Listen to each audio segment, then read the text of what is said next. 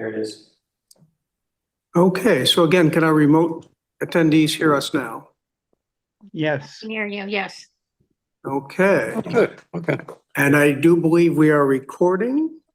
So we are now able to get this show on the road at 7:08 PM, which actually is not that bad, I No, think. it's fine, it's fine. So Chairman, you call the meeting to order? Yes, I'd like to call the Town of Newington Conservation Commission meeting of September 17th, 2024 at 7:08 PM. I'd like to call this meeting to order. Can we have a roll call by the recording secretary? Commissioner Bashand, Here. Commissioner Ellis, Here. Commissioner No. Moore, That was for, yeah, Ellis is not here. okay, Commissioner Morris, Here. Commissioner Right Pasquale, this time. Here. Commissioner Sadil, Here. Commissioner Wemett, Here. Commissioner Conway. Here. Chairman Zellick, He's out. yeah, Commissioner McCormick. Okay.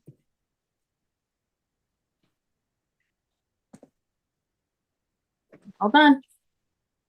Thanks. I'd like to, can we get a motion to accept the minutes in the regular meeting on August 20th? I'll make a motion to accept the minutes of August 20th. I'll second. Commissioner Conway?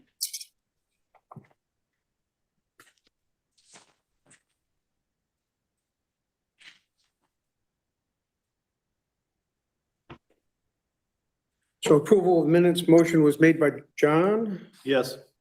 and seconded by Commissioner. Conway, There we go. Any objections?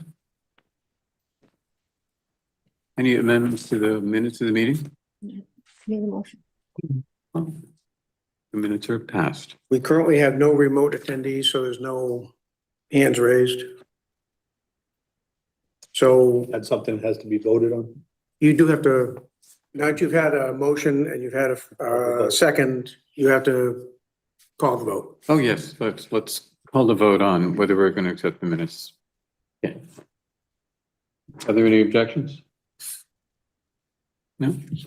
Approved unanimously? Approved unanimously.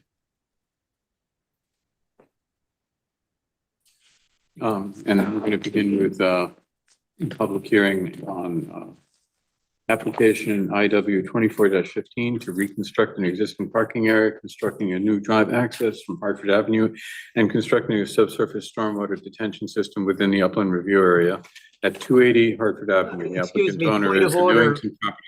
Point of order, my video is having an issue, but first we have public participation. The non-agenda items, I think that we jumped the agenda item. That's correct, we did. Ah, I thought it was reported that no one was online, but anyone in the room should have an opportunity to speak, I guess. there's no public online, there's the commissioners online. Yeah, I know. But yes, you do, as a point of order, as Commissioner Pasquale mentioned, it is in the agenda that we have to ask if there's anybody who has public participation, any comments to the commission that is not on the agenda. So if anybody chose to speak about something that's not going before you tonight, this is their opportunity. So as a point of order, we should ask that question. And if there is nobody, then we can close that section. Is there any member of the public who would like to speak on a non-agenda item? And you're not here as the public, you're here for Pat? Yeah, okay. The only resident? Are you a resident and here for Pat? Yes. Are you on his design team? Okay, so you're here as an applicant, not as a public, okay? And we have no public attendees on Zoom, so we can formally close the public hearing section. I think you have to make a motion for that. I'd like to make a motion that we close the public hearing section since we don't have any public right now. No, it's, Or we're closing the public participation. She's correct. Not public hearing. Yes, we do not have a public hearing tonight. Right. Okay. Correct. We're closing the public participation, then we're going on to new business. Right, Okay, thank you. So who's gonna make the motion? John, I will make a motion that we close public participation. thank you. And a second? Second. Commissioner Morris? And I'm calling the vote. Does anybody have any objections? Vote passes unanimously. Okay, on to new business. Okay, and the new business, the first piece of new business is application IW 24-15 to reconstruct an existing parking area, construct a new drive access on the Hartford Avenue area from Hartford Avenue, and construct a subsurface stormwater detention system within the upland review area at 280 Hartford Avenue. The applicant owner is Newington Property Group. Contact is J.R. Liberty. Good evening. For the record, John Gable with Connecticut Consulting Engineers with offices in Meriden, Connecticut. Tonight with me is J.R. Liberty, the owner of New England Property Group. Our application is known as 280 Hartford Avenue. It's located at the intersection of Hartford Ave and North Main Road at the northeast of the intersection. It's approximately 2 acres in size, located in the industrial I zone. There's an existing building on the property, 1 story, parking area to the north and to the west.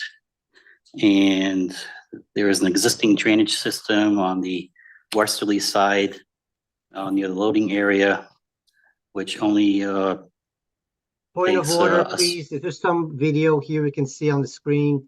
I've got the blueprint, but you're pointing to stuff I cannot see. Point of order. Can you put Can this we, up? can on we the have a screen? map of the application on the, share that? Let me see what I can do for you.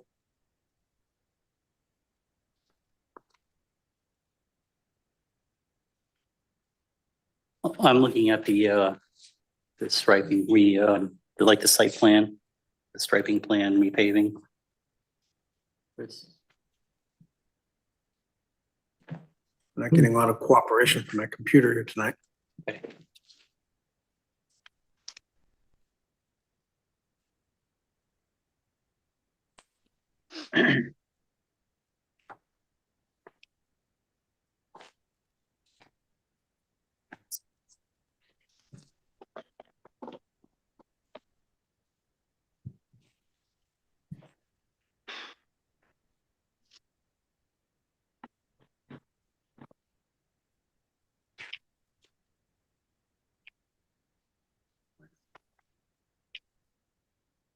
Zoom's complicated. And especially with all of this equipment.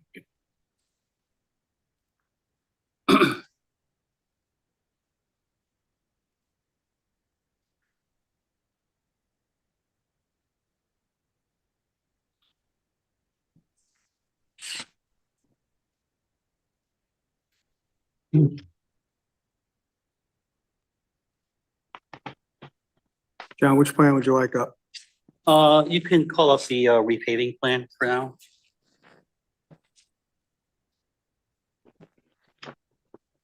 So and where I left us, we were just talking about the existing on-site drainage system, which is located on the westerly side of the building. Yeah, is there another? Yeah, it's another. I could just maybe point.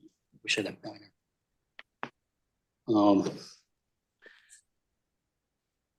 But I guess I'll just keep going. But there's a wetland area to the northeast part of the site where Dog Lake's to the right.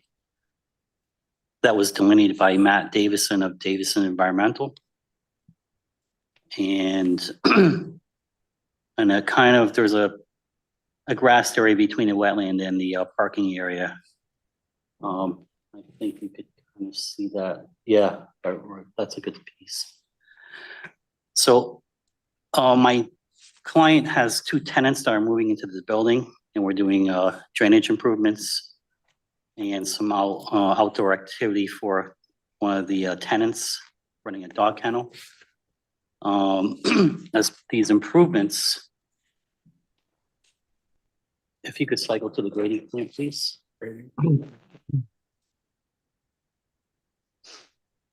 These improvements is going to consist of a new catch basin. It's in the northerly part of the parking area north of the building. New oil water grit separator and underground retention chambers. They have been designed to capture the increase in runoff and also treat the runoff from the proposed new parking limits that we're proposing.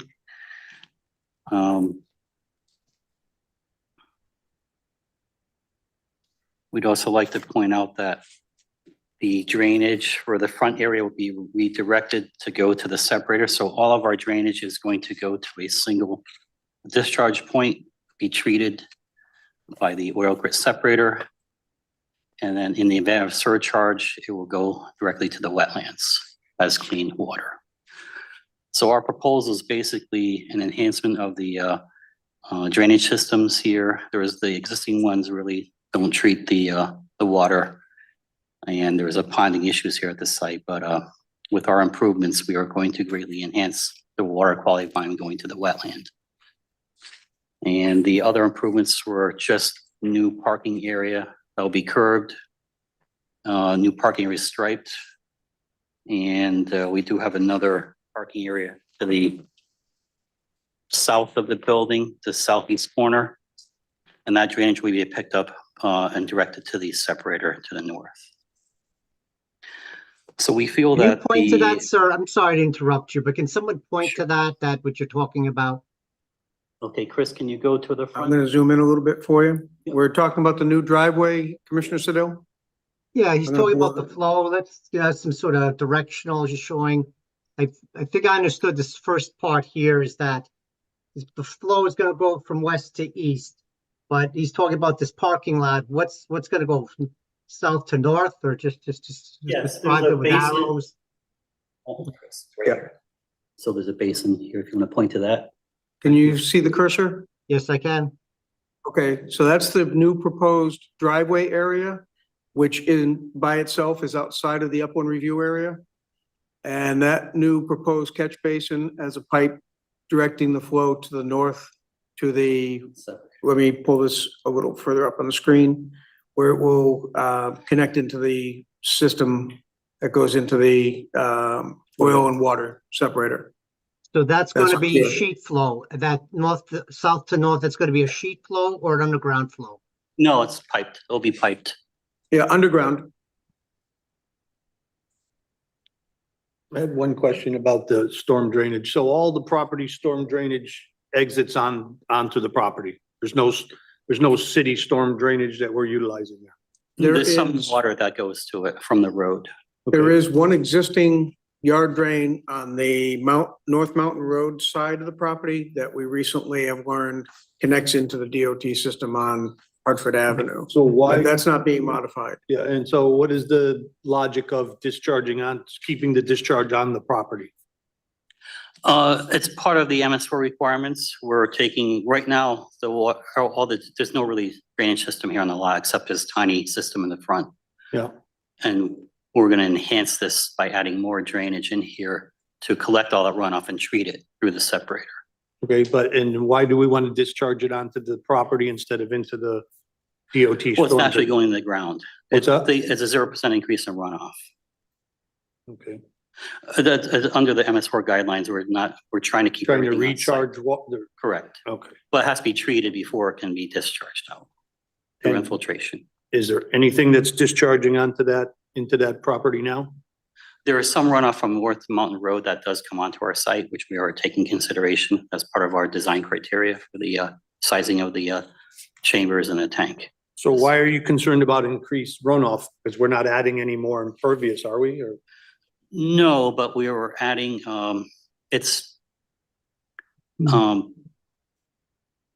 there's no drainage system here, so it is an increase in that respect. There's nothing there, so we're taking that water that's presently on site and directing it to the chambers. Thank you. We have to do a pre and post analysis for this. But the state has new requirements for the 1-inch flush, which is now 1.3 inches, so they increase that volume. So there's an increase with that. That's on site. But we feel that this application, even though the work is within the 100-foot upland review area, it's a historically disturbed area from the existing parking lot that was already here. So we're not doing any work outside of that footprint.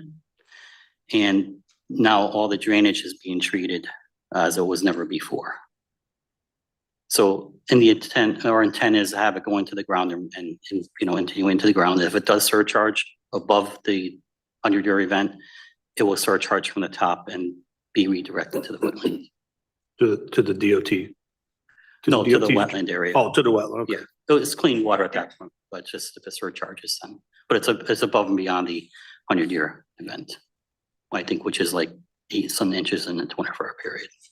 And the dashed line just to the west of the filtration system, that's the edge of upland pavement. review line. That's, oh yes, that dark line is the upland review area. Okay. Correct. So we feel that, all these improvements that we're making are an improvement to what's existing right now. And it's been already a historic disturbed area. So our improvements are really not changing, we're not adding any new disturbance that's already here, just improvements. And, we hope the commission can act favorably on that. Does anybody else have any Chairman, if I may? questions? Yeah, questions for the applicant. The wetland boundary itself, does it agree with the town map, or did you map this yourself? Or tell me about the wetland itself. The wetlands were delineated. Oh, go ahead. Is this, years ago and you agree with it, or you think there needs to be an adjustment? Is it bigger, smaller? Describe that boundary to me.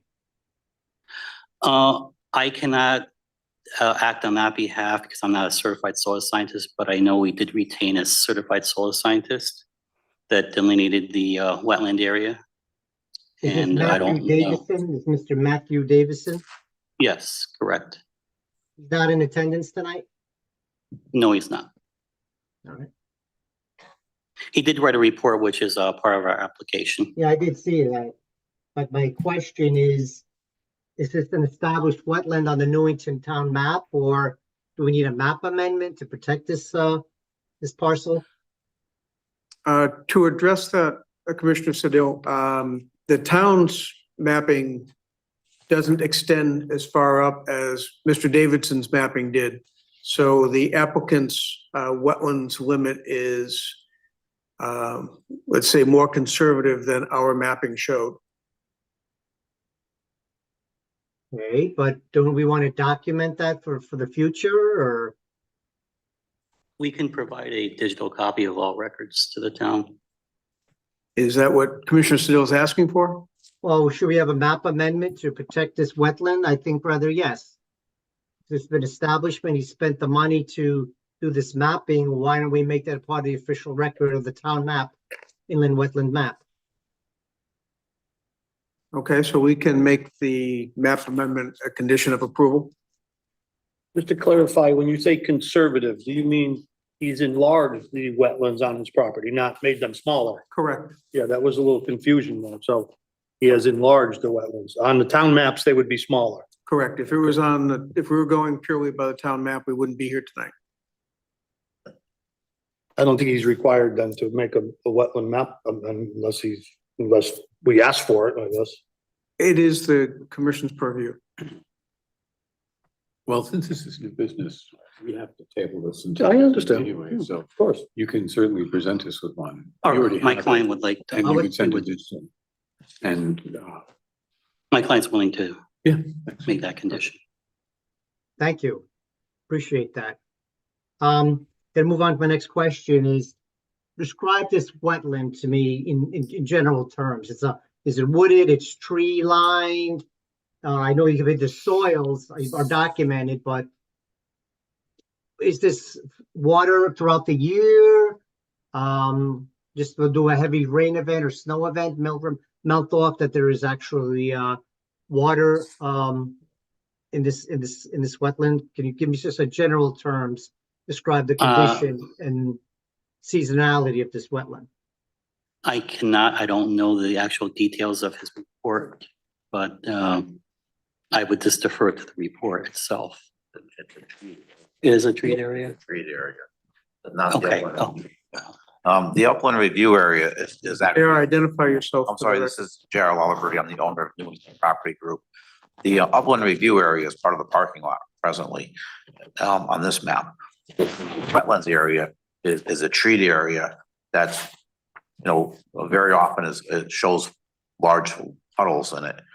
It does dry out sometimes, but for the most part, it's a pretty puddled area. But it's a heavily treated area, wetlands part. Mhm.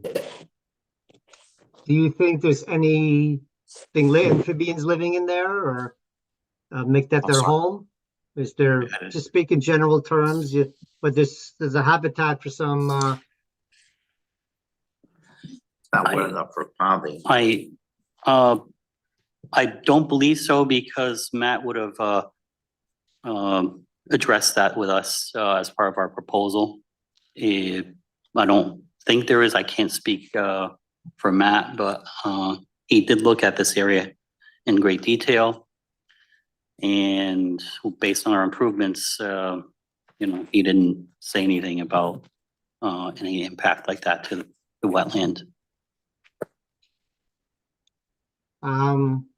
moving on to this underground stormwater treatment, over there in the upper left-hand corner, we have the squares there. Basically describe this to me. I see in the blueprints, this is like a hemispherical structure. Is that correct? Just describe the construction of that stormwater containment system there. There are Coltech chambers. They're filled with stone. And we also have a oil separator. I think it's a 1,500 gallon oil grit separator, which everything will come into the separator and then discharge to those chambers on site and then infiltrate into the ground from there. If it does Now- fill up beyond, oh, go ahead. No, so there's some percolation going on in there? There is infiltration.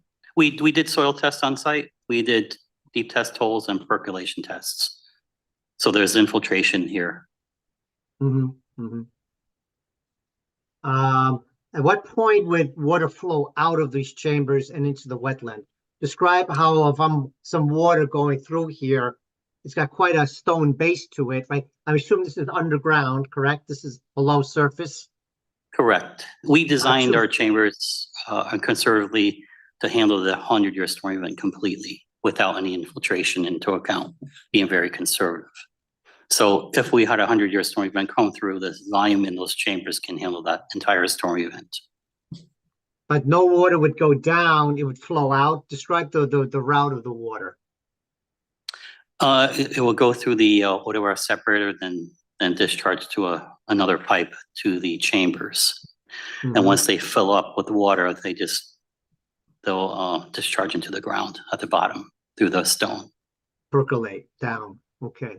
Yes, But if it was overrun, I noticed there was an outlet pipe in one of your drawings. You're saying that some water will be discharged into the wetland. It'll go through these chambers first. If it's overrun, Yes. then it would go into the wetland. correct. It's only if it goes above and beyond the 100-year storm event. How deep below ground is these chambers? They're about 4 feet high. I believe they're 3.5 feet wide per And- chamber. I think there's a detail provided. On the I thought I sheet. saw a number 2 feet. This is 2 feet into the ground. Between the very top and the actual impervious, it's going to be 2 feet deep. Oh, yes, I'm sorry. Yes, it is 2 feet. Mhm. Oh, these are the 280s. Okay, 2 feet deep. All right, so There's, this water is going to percolate down into the ground and then find its way into the wetland. Right? Eventually, So it'll- yes, subsurface, the subsurface flows will go toward the wetland. So that water level is gonna go up now than it is what it is currently today. Right, right now it's just puddled here and there, but all that flow runoff that's now from the parking lot is gonna go into these chambers, percolate down and go into the wetland. So the water is gonna see a lot more water than it has in the past, correct? No, not necessarily. It's whatever the storm event that's come through. We have to design for a certain storm event to Mhm, meet the understood. MS4 requirements. So these chambers are sized for the 100-year storm event again, and if it does fill up, it will continue into the ground over perk. We did 2 perks in the area. And in the event it goes above the 100-year storm event, it will surcharge and go toward the wetlands. So what it is today, I'm looking for the delta before and the after the construction. In normal ways, without a normal storm, there should be no extra water going into the wetland. I'm concerned, can that vegetation handle that extra water? We're gonna have a swamp or some poorly drained area. Yeah, it's just the same waters that are going today, or it's just gonna be treated now. Instead of untreated water, it's gonna be treated through these systems. And what basically does the magic, if I may say, in this chamber, what exactly is doing the cleaning, going through these perforations? The first line of defense is gonna be the oil water grit separator. That's going to, as long as it's maintained properly, everything will function.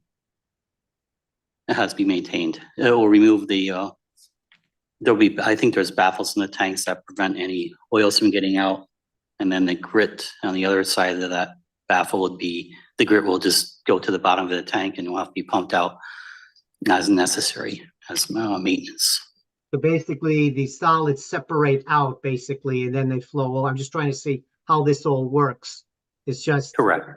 right, and then then it will have to be maintained. That material has to be pumped out on a regular basis. How much on a yearly basis, 5-year basis? It's state guidelines is once every 3 years, but my client will be monitoring it on an annual basis.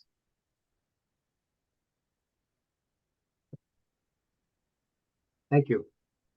You're welcome.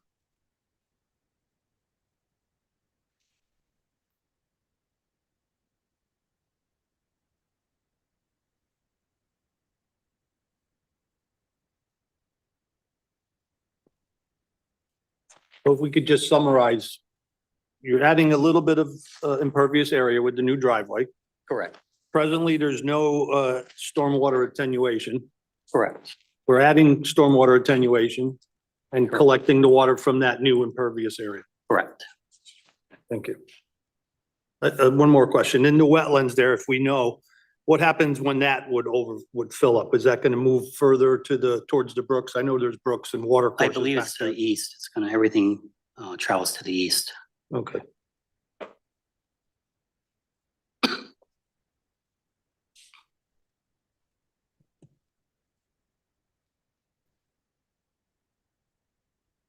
Any more questions? I'll speak up if I do. Okay. Could ask everyone else. Mr. Chairman, if there's no other questions, you can motion to table this until, Yes, because this is our first time before the commission, we're going to have to table this till the next meeting, but thank you for your presentation, and we'd appreciate to see the soil sample, the soil scientist's report in digital format, and can we get that too? Do we- This, Yeah, do we have that? We have you have a full set. We have them. Full set. We have it, okay. All right, Thank you.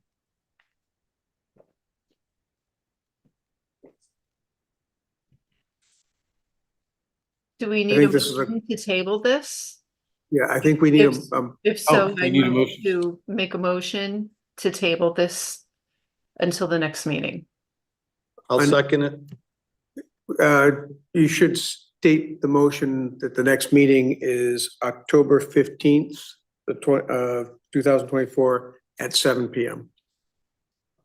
I make a motion to table this application until the next meeting, October 15th at 7 PM. Did I get the right date? Correct. I'll second that. And may we call the roll? To vote? Aye. Aye. Aye. Aye. Hi. Any objections? So moved.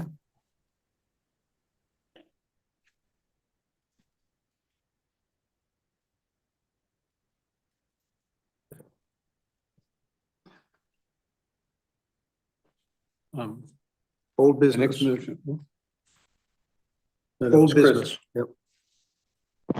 Yes, and now we're going to old business application IW 24-13 to construct a 44-unit residential product and associated infrastructure within the Upland Review area at 220 Kitts Lane, 226 Kitts Lane, 226 Kitts Lane rear, and 224 Kitts Lane.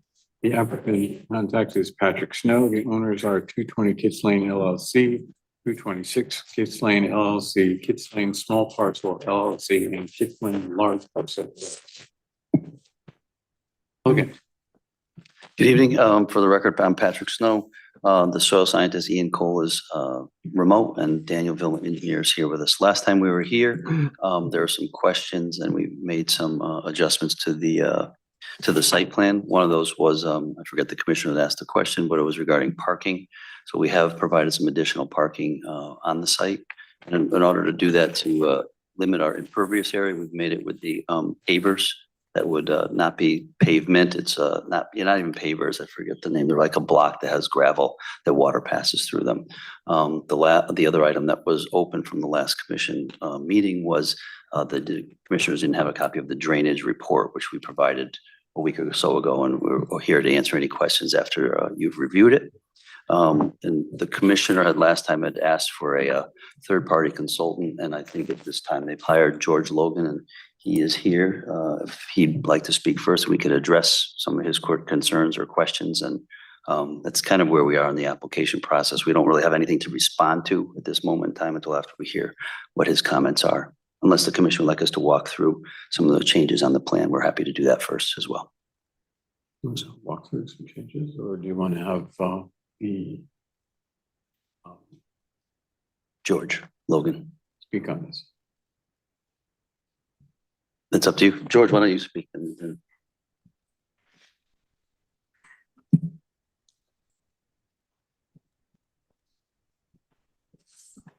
Good evening. My name is George Logan, Rema Ecological Services, and I'm your third-party reviewer.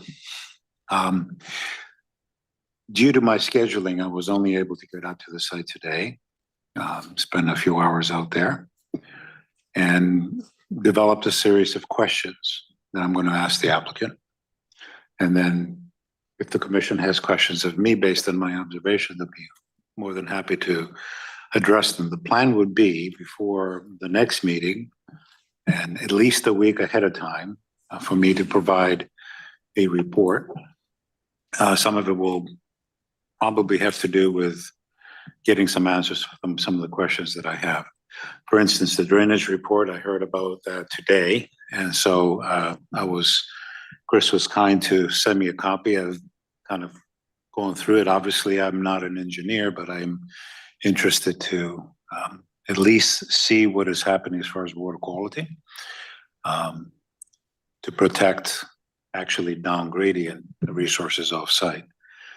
So the questions that I have are simple. I'd like, and maybe this has already been addressed, and obviously maybe one thing that I could do is listen to the presentation from the last time, which I haven't done.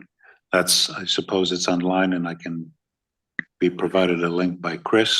I can send you that. Okay, that'd be great. The basic question that I always ask is, does this particular project comply with the 2024 manuals, the erosion sedimentation control manual, and of course the stormwater quality manual? And I realized that looking at the plans, and I see some permeable design and whatnot, there's some LID that's being presented.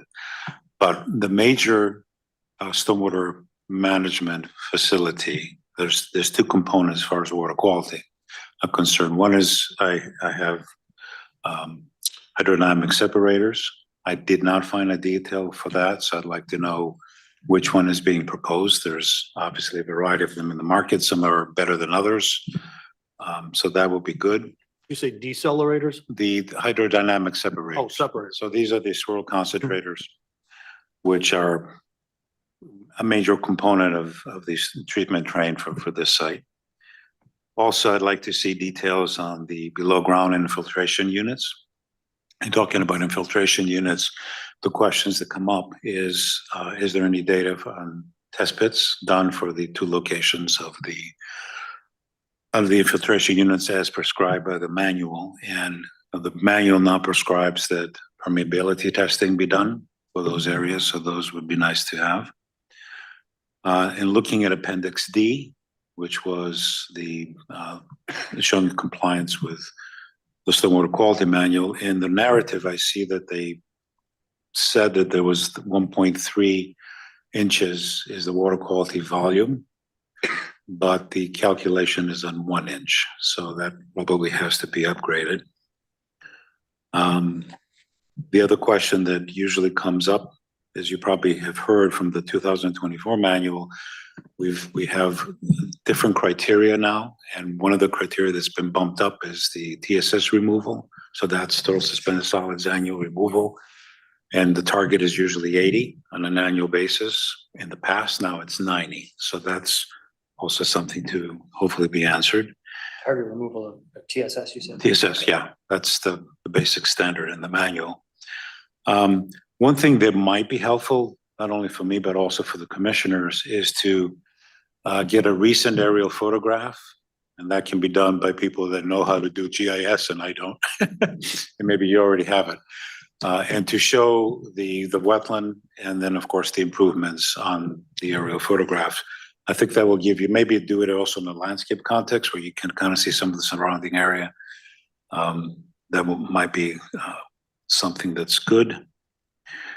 The question that I have, and I guess I haven't gotten into the weeds as far as the water quality volume is concerned to understand it, but typically there's two ways of dealing with the water quality volume when you're using infiltrative devices.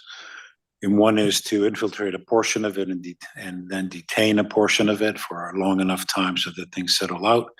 Other times you try to infiltrate the whole volume, which means that you don't have to worry about anything but, past storms, past 1.3 going out of the site.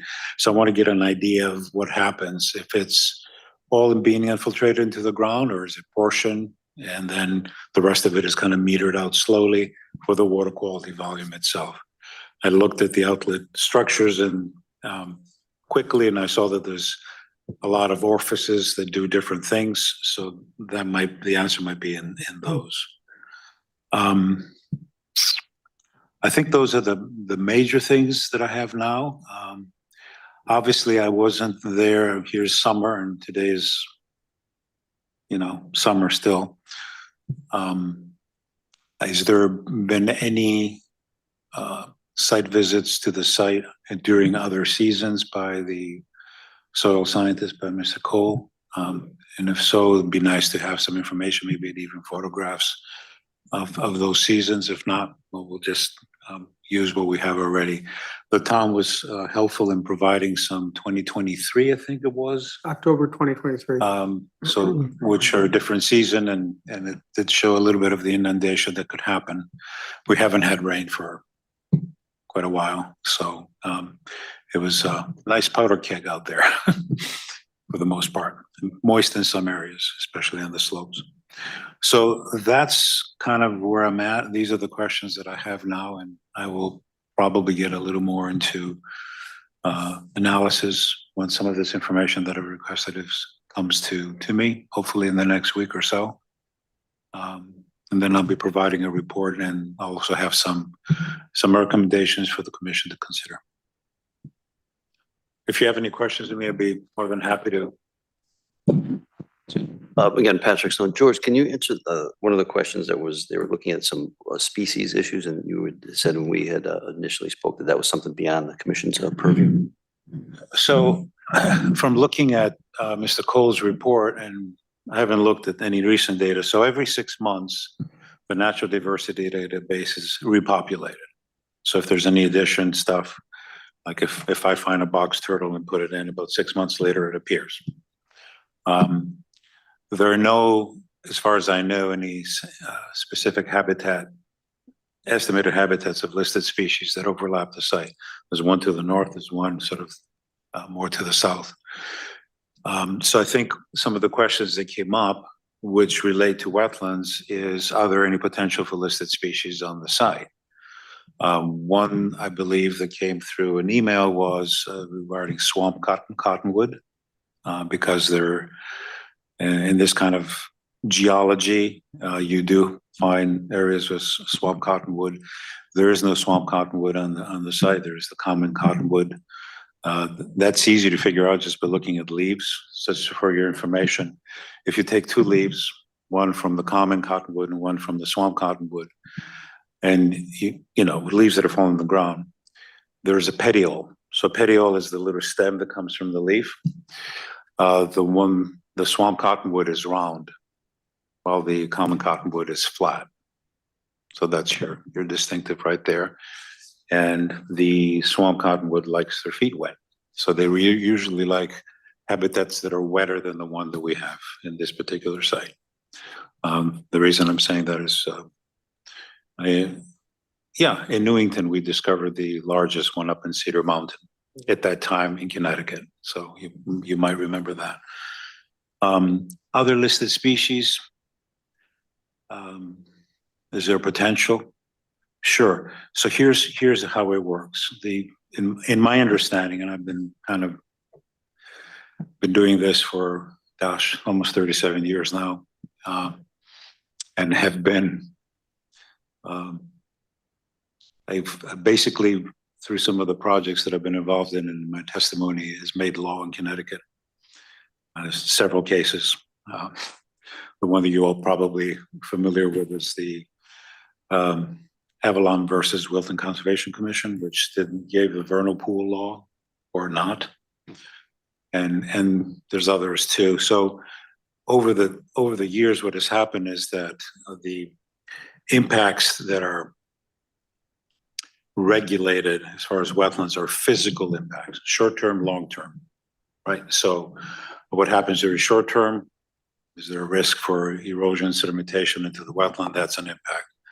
And then the other 3 categories are direct impact. So you're filling a wetland. The other one is water quality impacts, and the other one is hydrology impacts. So if you're dewatering it, or if you're making it too wet, whereas it brings certain things. And then there are other impacts that are not as physical, but which could alter the habitat. And once the habitat is altered, for instance, invasion of invasive species that can change the makeup of the habitat, well, that's a physical impact after a while. And it might not be immediate, and it might be wholesale, it might be in portion.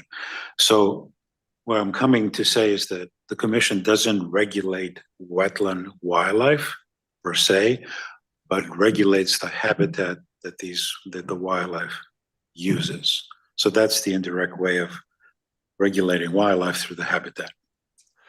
Or the potential impact that the wildlife could have over a long term, like you said. Correct. Yeah. And there's a few exceptions which are brought in by that. For instance, if you have a vernal pool and you eclipse the wood frog population, that's going to have a physical chemical alteration of the wetland itself. So that's it then becomes a physical impact. But these are exceptional things. Yeah. Okay. I had one question. Sure. Is it safe to, or at least this is how it was kind of portrayed, that this wetland is mostly call it a subsurface wetland, or it's not often a body of water? Is that correct? Correct. So there's 2 components to this wetland, and I think Mr. Cole did describe that. The source of the hydrology of the wetland, let's set aside the fact that it has, in part, has been disturbed. A portions of it have been disturbed for many, many years. You look at the aerial photographs and the lower flat portion has been manipulated, right? The ones that go up the slopes, not so much. So there you have your seasonal groundwater seepage that's happening that's feeding the wetland. So those portions of the wetland that go up the hill. And then there are portions within the wetland proper below that seasonally flood. And they will flood up to 9-10 inches of water in portions. And then today there was nothing. But you can see the marks in the trees and some of the debris, man-made debris that are in there. You can kind of tell, okay, we got, 8, 9, 10 inches of water during some time of the year.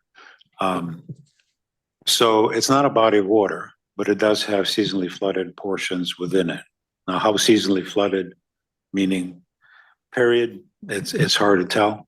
There's portions probably that stay a little wetter for a longer period of time, but for the most part, I would say those are exceptions within the wetland proper. And then if you probably, I don't know if you've been on the site, through this manipulations that have happened over the years, and I've gone and looked all the way back to 1934 aerial photographs, and I'm probably bring some of those into the record so you folks can look at it. At some point, because of all that water that was coming down the hill, because honestly, this hill is steep in the back, so water sheds, the soils are tight, they're silt loams or worse, shallow bedrock in areas probably, with this shale. And so the water sheds fast. And so there was a problem with the houses getting inundated if it was a big, big storm. So they created a little ditch that they dug, that it's basically the outlet for the for that particular wetland. Now, I didn't call it a watercourse, but depends on who looks at it. Someone could possibly call it a watercourse, even if it's man-made, because it's fed by a wetland basically that has. But the issue would be, and we'll look at it to make sure that the water that's coming out of that wetland has a place to go. And I think I saw some contours that show that that's going down to an area drain. So we'll discuss that in a little more detail. I think there's some potential mitigation things that can be done there to make something that's okay a little better. And did you say that even though the basin was dry, that you saw seepage on the slopes? There's obvious evidence of seepage. I didn't see seepage Okay, today. but you said it was damp or. It's pretty dry. Yeah. Oh, it's dry, everything's dry. But those slope wetlands, so go up the hill. There's a few spots. Basically, the hill comes down steep and then it flattens out, starts flattening out. Where it flattens out, that's where the water is popping out. You can see the evidence of that. As a matter of fact, there's one place, and I'll point that out. I took tons of our photographs today. I'll point that out to the commission. There is at least one portion of that the water's so much during certain times of the year that it's basically washed all the soil, and all you see is the shale pieces that are almost form a water course. So that kind of gives you an idea of how much water is coming off the hill at times. Commissioner Pasquich here. Hello? Yes. Yes, Commissioner Pasquith, go ahead. Yes, Mr. Logan, I'd like to ask you if you observed any forest cover around the wetland, canopy of trees around the wetland. Yes, over time, there has been a canopy that has developed. I would say that in looking at the aerial photographs, that the slope portions of the wetland have been wooded for a longer period of time. And maybe even the top portions have been wooded back into the, say, 50s, maybe even further back. The lower portion has now, over time, developed a canopy. Not all of it. There's on the northern side, it's still a little weaker, but as you're on the south side of the wetland, there's plenty of tree cover there, including the cottonwood that I mentioned before, tulip. There's a lot of elm that you see here and there. So over the years, the canopy has developed pretty well. And of course, we have red maple too. I'd like to expand on the question, please. So Sure. during construction, the loop road that goes around this wetland, is that gonna affect any removal of that canopy around the wetland? Well, not in the wetland per se, No, but within the around- upland. Around the perimeter of the wetland? That's covering the habitat of, wildlife that move in and out. Because as you Yeah, know, with the heat coming on, it's more invasive, and forest canopy is necessary to maintain itself around the wetland to keep that habitat cool. correct. And those, some of the things that I'm actually going to be looking at, I'm not actually prepared to give you a definitive answer today. I need to look at the plans a little more carefully, kind of ascertain as to where their development envelope is and what's actually happening there. And I did take pictures at most of the flags that I found. So if you say flag number 18, here it is. And I took pictures to kind of show what's just upland of that. So I'll be able to have more definitive answer. Now, one thing that I'm noticing here that I did notice, so these must be revised plans. I'm noticing some level spreaders that I didn't see before. That's what was requested since the prior meeting. Okay, Yeah. there you go. So I'm not crazy after all. That's good. The change. You found it. Good. That means I did look at the plans. So where was I going with this? So I need to take a little more comprehensive look. One of the things, I mean, yes, thermal impacts is a physical impact in some cases, especially if you have semi-permanent water. Here, we don't necessarily have semi-permanent water, but again, that's something to look at. And I will certainly do that. So there are trees that are being taken out right at the edge as far as I'm looking at this plan. By the way, since we were talking about wetland flags, and this might be one for Ian too, I noticed he had 2 wetland flag 7. That's fine. I do that all the time myself. But I noticed that there was wetland flag 17 doesn't exist. We went from 16 to 18. And it's kind of hard in the field to figure out exactly what's going on, but I did find an area, unless there's a flag missing that I couldn't find, and I looked. There's an area above wetland 16 and possibly 18 that looks wet. I should have probably taken into consideration. It's not a big one, it's like a triangle. And so what I did is I put one flag, what we call a dummy flag, between the 2 flags that were there in the area where a missing flag could have been not found, which is possible. It doesn't look like there's any impact proposed there, but for argument, for clarity's sake, I think it would be a good idea for Ian to take a look at there and opine. I did not dig in the soils. It's just the character of the land looks very similar to what he delineated as wetland versus what's not. And that's Just to be clear, you're saying that wouldn't encroach on the development plan? It doesn't look like it would, no. And again, these are small scale for me. So there seems to be a little triangle wetland there. That's 16, that's it. So maybe there's something here. Okay. To look at. Other than that, I did look at the entire delineation, and I have to kudos to Mr. Cole. That's a difficult wetland to delineate. It's almost impossible. You can't really dig in the soils. The soils are red, and so you really have to. Yeah, kudos for that. So I didn't have a problem with the wetland delineation. Now, as far as the apparent and the soils, I did look at the soils in many cases. So that's good. At least we know where the resource is. Any other questions for me?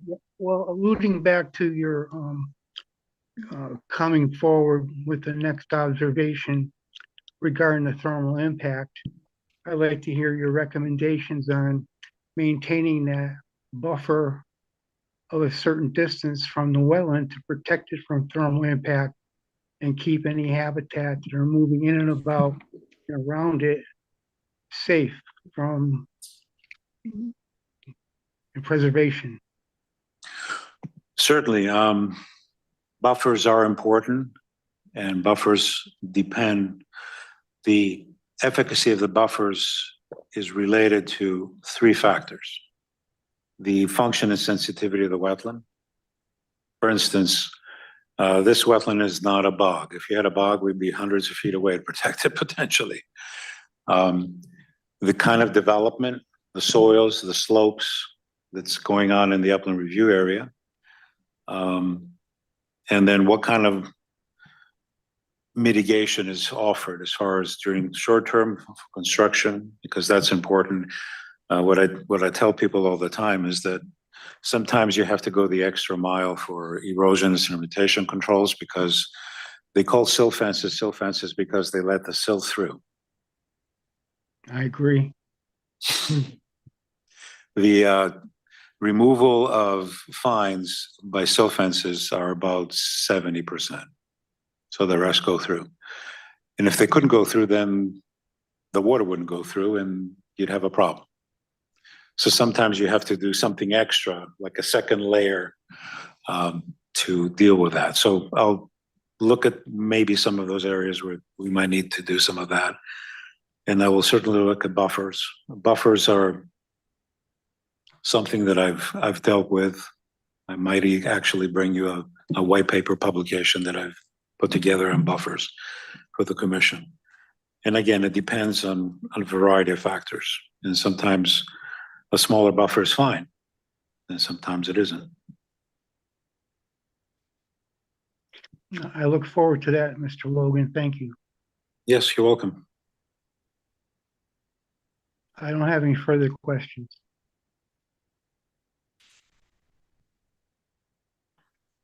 You were going to make some sort of presentation on the permeable paving? Yes. Sure, happy to.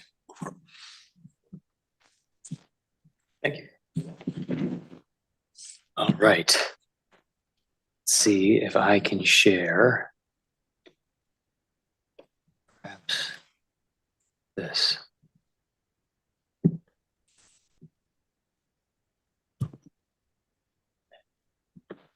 All right. Previously, the commission asked for a few changes to, for the record, I'm Dan Vill from Zuvik Inc. I'm a professional engineer on behalf of the applicant. Previously, the commission asked for a few changes to improve the ratio of parking so that we don't have to come back and ask for more. What we added to the plan is the hillside units now have 2-car garages and 2-car driveways.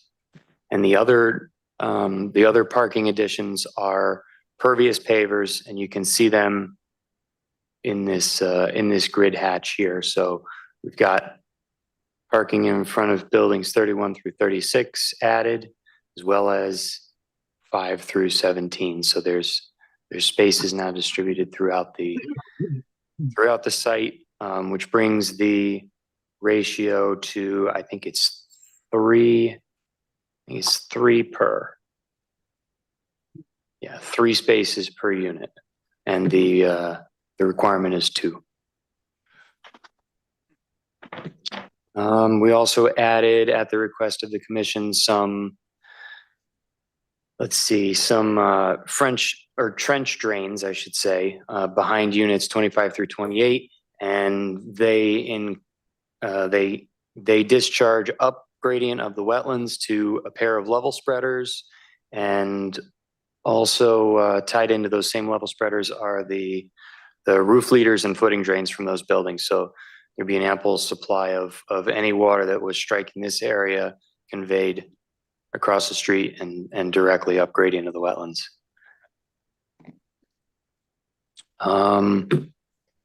The pervious pavers that we have selected will be installed in combination with like a sand, and they can be planted with grass or they can remain gravel. There's a few options there, but they will be able to let the the stormwater to pass through and infiltrate. So in implementing your request for additional parking, we did not significantly increase the impervious area.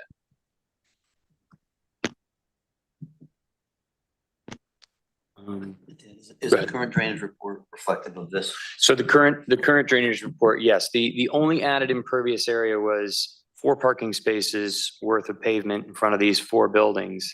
And that did not significantly change the ratio of impervious area in that catchment 14.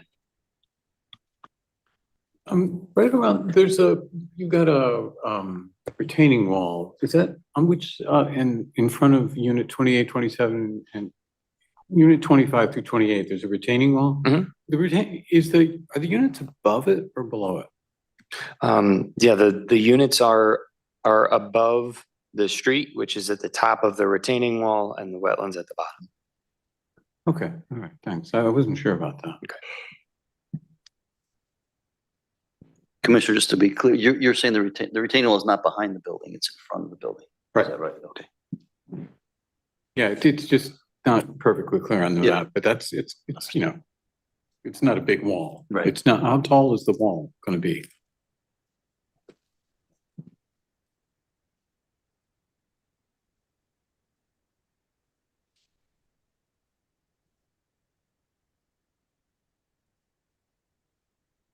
Roughly. 12 feet at the highest point. Down to nothing on each side, or? Yeah, the ends are 0.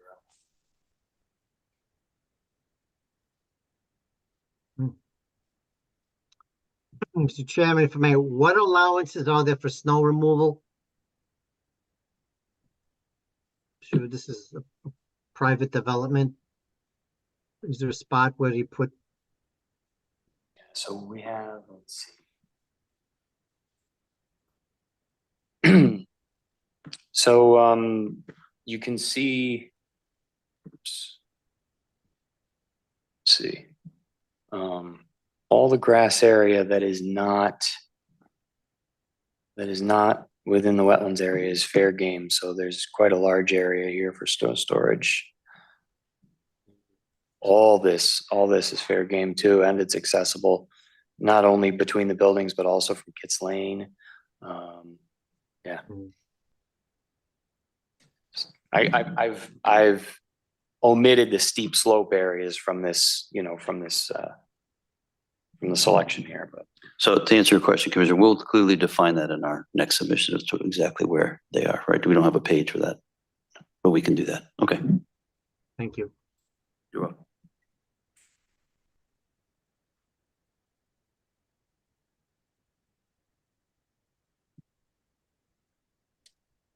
So the next meeting we have, we're gonna have to table this and we get the full written report from George Logan, correct? Correct. That was And- that was my next statement. Once we get the report, we could reply and be ready for the next meeting. If Mr. Logan has it to us a week or so before, Yeah. depending on that schedule.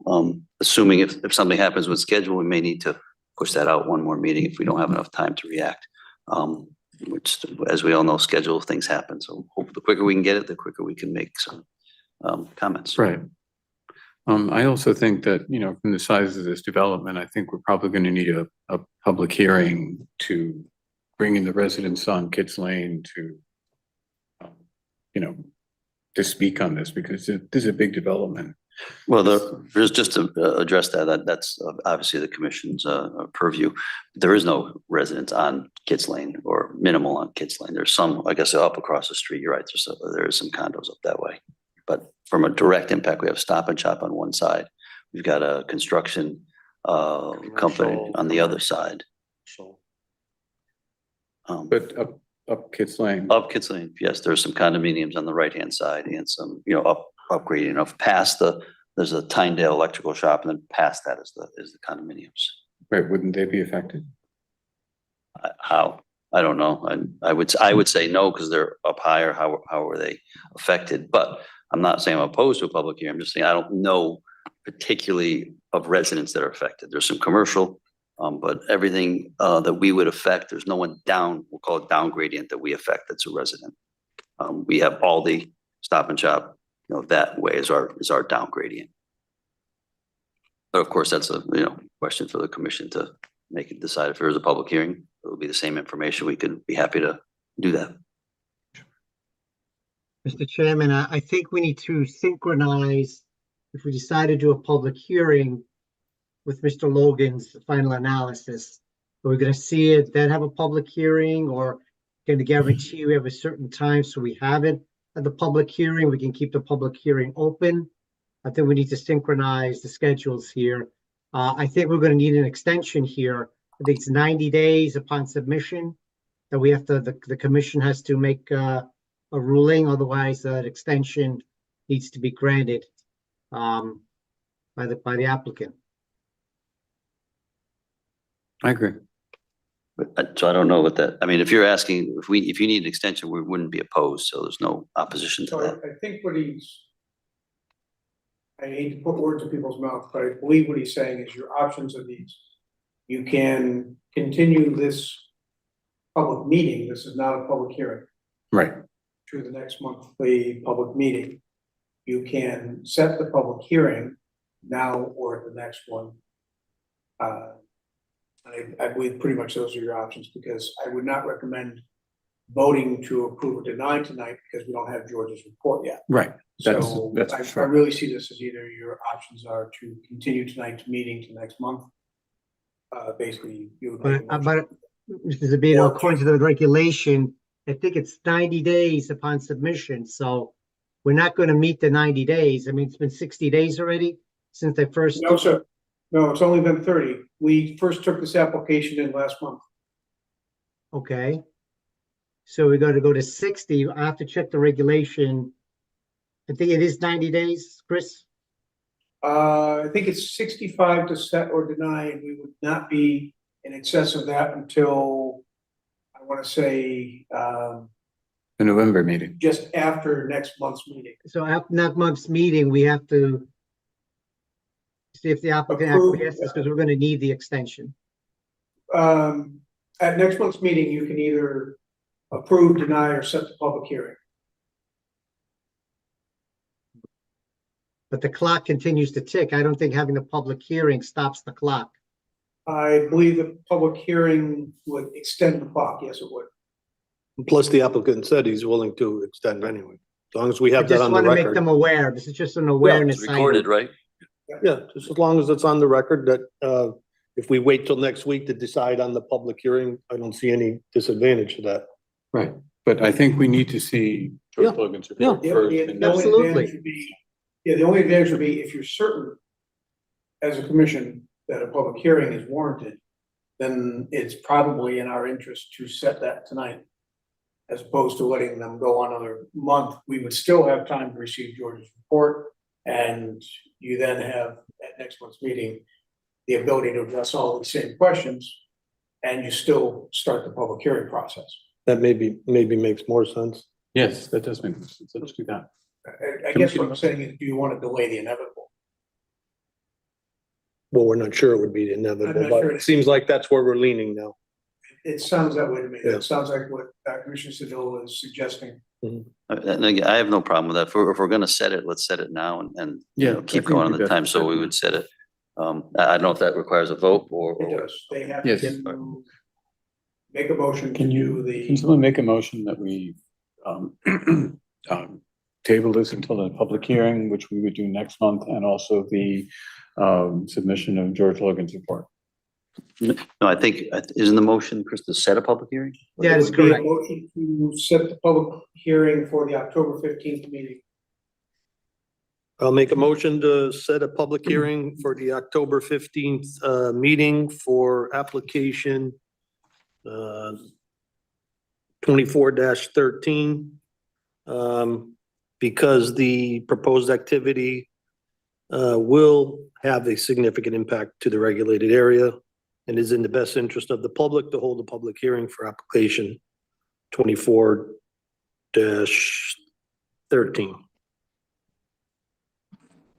And we Can we second. And we have a second. And if you And- want to have a discussion on the motion, this is the time to do that, or you can vote. Let's see, let's just go. I'd like to, yes, let's, with the, recorder call the roll? On this one, do you want to call the roll or we just vote? You can call the roll or ask Susan to call the roll. Susan, could you call the roll on this? Yeah, there was. Commissioner Morris seconded. Second. Yes. Sorry about that. No, that's okay. Okay, this is for a public hearing, correct? Correct. Correct. Okay, Commissioner Bashand, Yes. Commissioner Conway, Yes. Commissioner Morris, Yes. Commissioner Peskowitz, Yes. Commissioner Cezil, Yes, Commissioner Wemett, Yes. all in favor. Hi.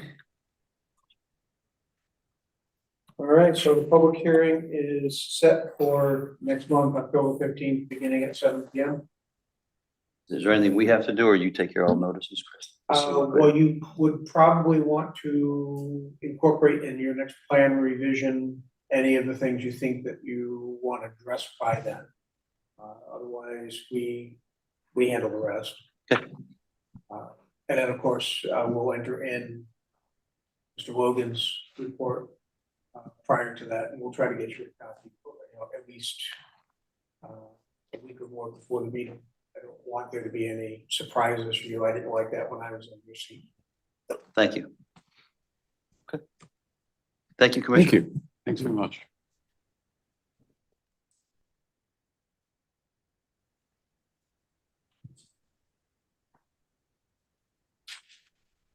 Agenda item 8.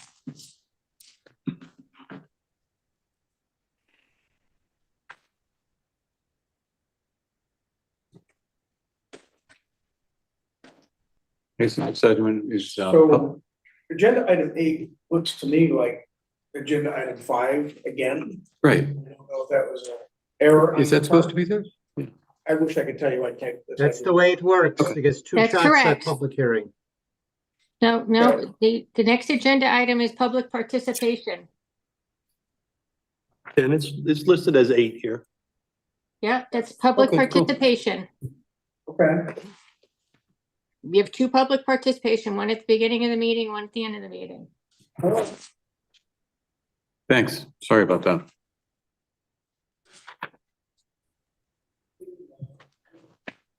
Well, Commissioner Ellis has popped up on the attendees listing on Zoom, so he's present. What time did he arrive? I have no idea. I just promoted him to a panelist, so he can address that himself. Okay.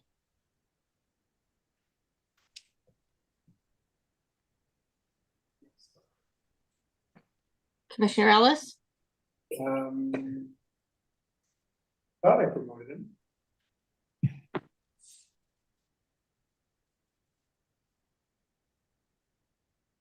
He declined to be promoted to a panelist.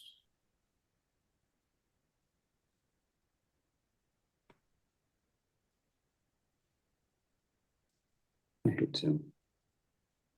I hate Zoom. Okay. It's like a seance. You're never really sure if they're there.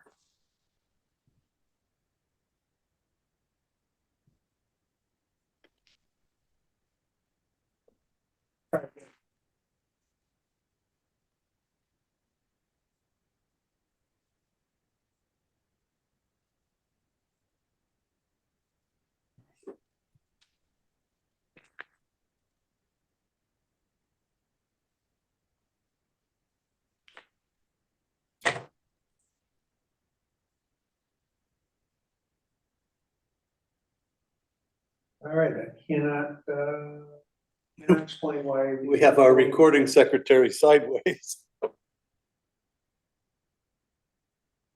Or on, She's muted, I think. She's muted and she's sideways. Been a rough night for us technologically. So I believe as Mr. Ellis is a member of the commission, and I see no other members of the public here, I'm going to assume we have nobody interested in speaking to you from the public. I would guess, yeah. So we that can seems- close section 8, the public All right, we're going to participation. close section 8, public participation, and now we're going to go to communications and reports. Do we have any agent communications? So under agent communications. So I have done an agent approval for application 24-16. Installation of new footings and replace existing footings where needed within the URA, which covers the entire rear yard of this property.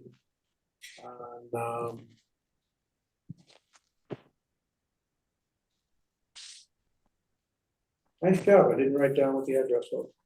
I believe this house was, Is that the one we got the email on? correct. Okay. I'm blanking on it, I can't remember the address, and I didn't write it in my notes, so I apologize for that. But anyway, it was a worst case scenario was an 80 square foot impact to the upland review area. And I say that's a worst case scenario because some of these footings are new and some are existing, and his plans were not clear enough to me to know which were which, so I gave you all of it. Mhm. And so in a worst case scenario, it was 80 square feet of disturbance in the upland review while they replace footings and build new. So we did an agent approval for that. I have a pending agent approval for application 24-17, modification of permit 2023-01 AA 109 Brookside Road rear, installation of 291 square yards of 12-inch layer of construction aggregate, in other words, gravel, and 233 square yards of this is within the upland review area. Purpose is to provide stable access to a utility pole for work associated with the MDC pump station that is on Brookside. MDC is the applicant, and we will act on this as an agent approval when their fee is received. I thought we would get their check prior tonight, so I wanted to notify you of this, but we have not yet seen their fee submitted.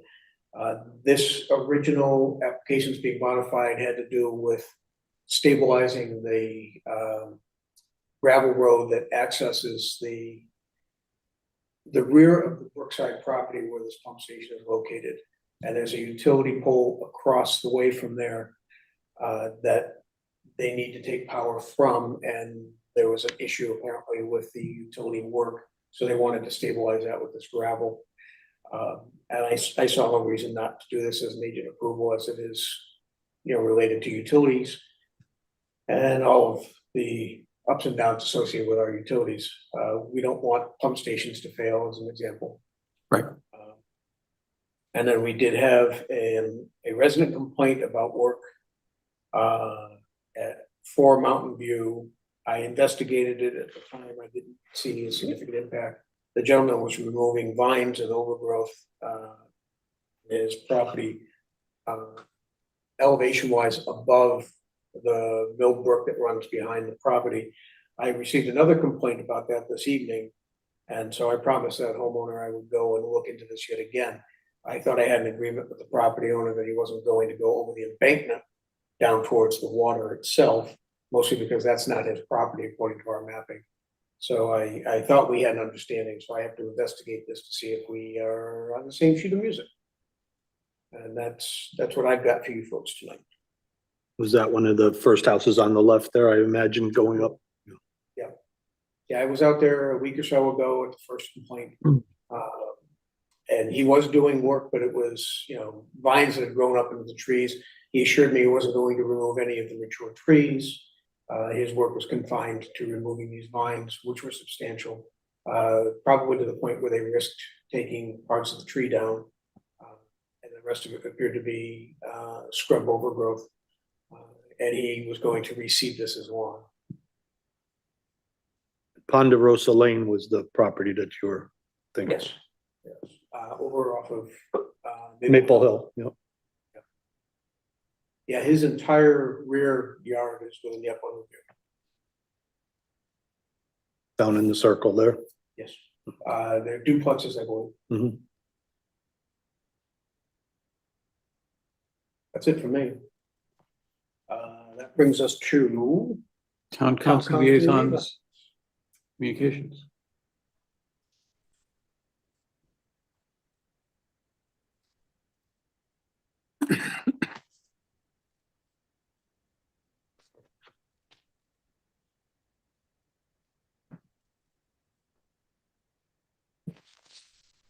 Good evening. Um, At our last council meeting, I just have a few things to report. We did have a presentation by Mr. Salamone. We occasionally, or try actually, at each meeting to bring in one of our departments or a local program to give us an update, and that was what he did. Also, Chairman Woods from the Ann Reynolds School Project Building Committee came to give us an update. There has been the ribbon cutting. There had been some issues right up until the time that school was going to open. Those were identified very quickly, taken care of as quickly, and I wasn't able to be at the ribbon cutting. I think you might have been, but I had seen the very close to the end of the renovation, and when it is renovated as new, it looks like a brand new building coming through. It was quite a crowd. It wasn't one of your normal ribbon cuttings. They had all of our state representatives there. The children were giving tours ahead of time, so they were quite excited about the school. And the teachers and the principal were, gave. So everything is running fine, and they're Next on the list, let's see, early vote, we approved the early voting plan by the registrars, and early voting will take place. I don't recall what the dates are, but they will be using council chambers. So we will be, all of us that use the chambers during that point in time will be moved to another In space. this room right here? Yeah. So there'll be voting booths in here early? Oh, I Bless didn't know you. that's how the early voting worked. I thought it was all mail-in or some other system. No, they, another option. yeah. Huh. Including a Sunday from what I understand. I don't have, yeah, I can't recall what the dates are, but. Is it like a I'll week tell you right before now. or a couple days before or? No, this is in I think it's October, a couple weeks before. mid-October, I want to say. Getting very close to our meeting date, so I'll have to follow up on that. I would, yeah, you can check, please check, I'm checking Yeah. right now. because I know one of our council, at least one of our council meetings is going to be changed to one of the other. And the hours will just be Here. throughout the day? They have the hours set, and they're including at least one Sunday. So again, check with the registrars, or if they're not available, which they should be, you can always check with James. And he will be able to give you that information as well. We have approved 3 awards for the John Wallace renovations. The Architectural and Engineering Services, Owner's Project Manager, and Construction Management Services. Probably the most important in terms of time, because we are on a time frame with certain deadlines for the state and the materials that need to be presented to them. And that was the Architectural and Engineering Services that needs to be taken care of. But we did approve all 3.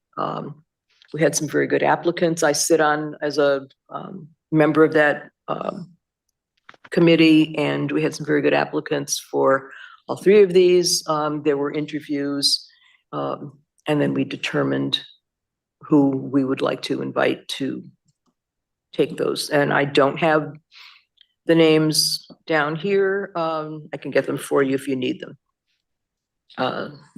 And I think that for now, can you think of anything else that you wanted to add? The only other interesting thing is for October the 23rd. fire department, we approved a waiver, so for a training property, they're going to build a facility that mirrors when like a roof that is burning, so that they can kind of tilt it and put, wooden planks on it or whatever and do training there. So there's only apparently, I guess, one in the country that meets their requirements. So we authorize that they go ahead Yeah. and get the bid for Where's that. that going? At the highway garage, I imagine? Yeah. It'll, Their yeah, it'll be training at their facility. training facility and it'll be stationary.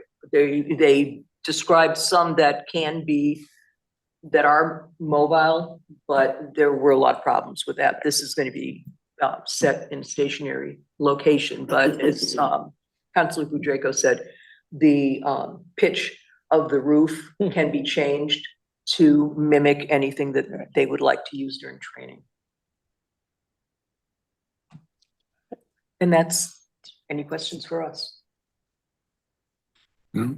All right, thank you. Thank you. We also have on your pond life research and education. Is that? Commissioner Sedil, did you want to speak on pond life? Yes. Is that something online who's supposed to address that? Yes, I'm here, Commissioner Pasquich. I observed driving by Mill Pond a few days ago that there's a sign up now along the pathway to the bridge that's going to be replaced. The pathway is now closed. It actually says road closed, but we know what it is. So I just thought I'd mention that. I don't know if the public's aware of it unless they, Is that because of the condition of the bridge? No, speak to that. The road's closed because we begun to install a conduit for the electric power. Oh, okay. We met out there and we shifted the location of the conduit because of the machinery that's used to cut the trench. So the decision was made to take up that section of walk, put the conduit underneath the walk as opposed to the embankment on the water side where we had talked about when we applied for this. So the bituminous pavement's coming up. Pardon me. Some parts of it were in rough shape anyway, so it was a decision between facilities, parks, and myself and highways to just do it this way, take that up, run the trench down to the bridge where the outlet is going to be placed, and then we're gonna repave that. That work should probably take no more than a week. By the time we're done discussing it, it should almost be finished. Do you also know the timeline of the bridge replacement? to I start? don't have a firm delivery date yet. When I have that, I'll schedule the contractor to remove the existing, ideally about a week before the new one arrives. That gives us an opportunity to evaluate the existing abutments more thoroughly than we've been able to do in place. And that date is still TBD. So in lieu of the vegetation being trimmed and removed, I'm assuming that pathway will be closed with signage again? I'm sorry, I didn't quite follow the question. Well, there's gonna be a timeline for removing the vegetation and trees and then. Yes. everything- Parks tells me that that's on their agenda for their soonest available time slot. So they will remove the trees that we discussed at length here, sometime between the conduit being placed and the bridge being delivered. I suspect prior to the lease season getting into full swing, which is sometime in October, I expect them to do the clearing. So do you foresee that walkway pathway being closed until, the bridge is replaced? No, it'll only be closed until we repave the path. Okay. Moving on to my discussion at the last meeting regarding the observation of something on the water moving along the stream into the pond of a color. That was going to be looked into. I'd like to hear more about that if possible. I admit that I'm not recalling the conversation. Are you saying you saw discoloration in the water in a location? Well, it was quite a dialogue on that at the last meeting. And even Commissioner Bashan brought up that due to the paving that had been done on the Wilson Avenue, or someone else also mentioned it, that there could have been some squeezing of the asphalt that may cause the oil or substance to move down into the stream. That was brought up in discussion. Yes, that's beginning to ring a bell. I don't remember the location it was supposed to be at, and I did not look into it any further. Well, that location had been at the bridge on Wilson Avenue.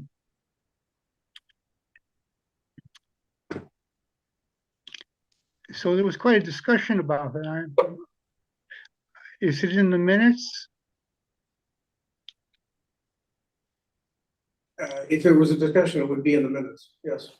Okay, maybe we should, we should go back, if you would, and read the minutes and follow up on that, because this has been going on for a couple months now. Okay. Alan, That's is it still, do you know if it's still there or have you observed it recently? No, I have not. I remember the discussion too, and I think it's something that somehow seems to come and go occasionally, but I did see a DEEP officer there, checking out from the last time it was reported. And, I don't want to paraphrase or say exactly what he was saying, but he didn't seem like, it, warranted any intervention at the time, but he said to monitor it and make sure it doesn't get any worse at that time. Did you speak with them? Yeah, I did, Did but you get a card? no, I did not. They did not contact my office. This was not this last event. This was earlier in the summer. And also, if you recall, at the last meeting, Commissioner Bashan, Chairman Zellick brought up that he and his wife had been walking in that area and also observed this film on the water, within the last couple of months. It really needs to be looked into further, and I don't know why it hasn't been. I'm a little concerned. That might be a question for Mr. Logan. He's got a lot of familiarity with water bodies. Because I've observed it before, and in some cases it can be naturally occurring even. But it doesn't take much of oil, and everything we drive and use has oil in it. So it doesn't take much oil getting in the water to make that sheen or that rainbow that we sometimes see. So Yeah, I did not see a rainbow. At the last meeting, I mentioned that. The only color I saw was like a medium blue. And it's running on the surface of the water, so obviously it's not soluble to water, whatever it is. But, I'm a little concerned because it can, cause conditions of problem for the habitat and wildlife. That's all I have to say. Here. Page 41.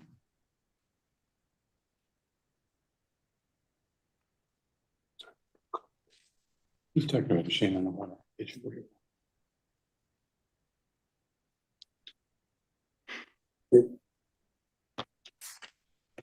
your call, Mr. Chairman.